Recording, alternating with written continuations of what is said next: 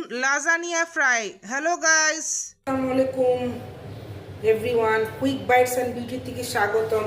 তো আমি আজকে বেগুন লাজানিয়া ফ্রাই করব। তো একটা আস্তা বেগুন নিয়ে নিছি। এখন এটাকে দুই ফালি করে কাটতে হবে, ঠিক আছে?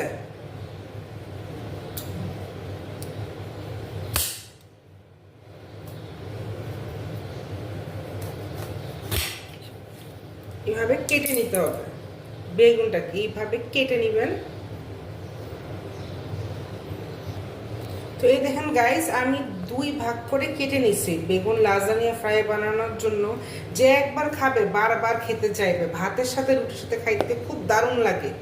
এই দেখেন, অ্যান্ড এটাকে আমি 2 পিস স্লাইস করবো। একটু কাটিং 2 স্লাইসেস।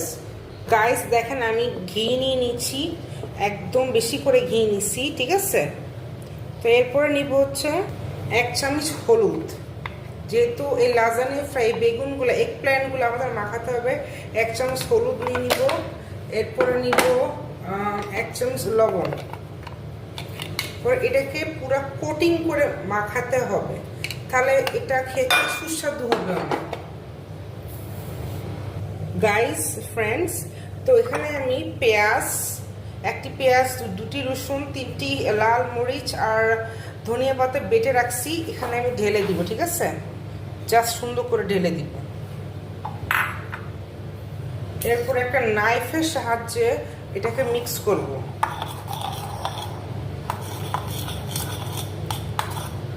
এটা হচ্ছে মেইন মশলাটা, যেটা আমরা লাজানিয়া ফ্রাইটা করবো। আর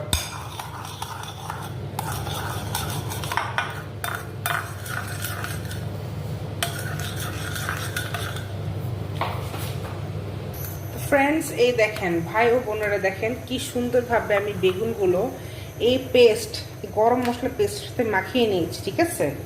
এটা আমি এই ফ্রাই প্যানে ভাজবো, সুন্দর করে ভেজে নিতে হবে। তো এটা আমি আস্তে করে ছেড়ে দিলাম, সুন্দর করে ছেড়ে দিলাম, ঠিক আছে? এটা আর 1 পিস আছে, যেহেতু আমি 3 পিস করছি, ঠিক আছে? সুন্দর মতো নেড়ে ছেড়ে ভেজে নিতে হবে। এই দেখেন কি সুন্দর লাল লাল হচ্ছে। এটা চুলাটা আস্তে করে কমিয়ে দিচ্ছি। ভালো মতো না ভাজলে ভাতের সাথে খেতে ভালো লাগবে না, সুন্দর করে ভাজতে হবে, ঠিক আছে?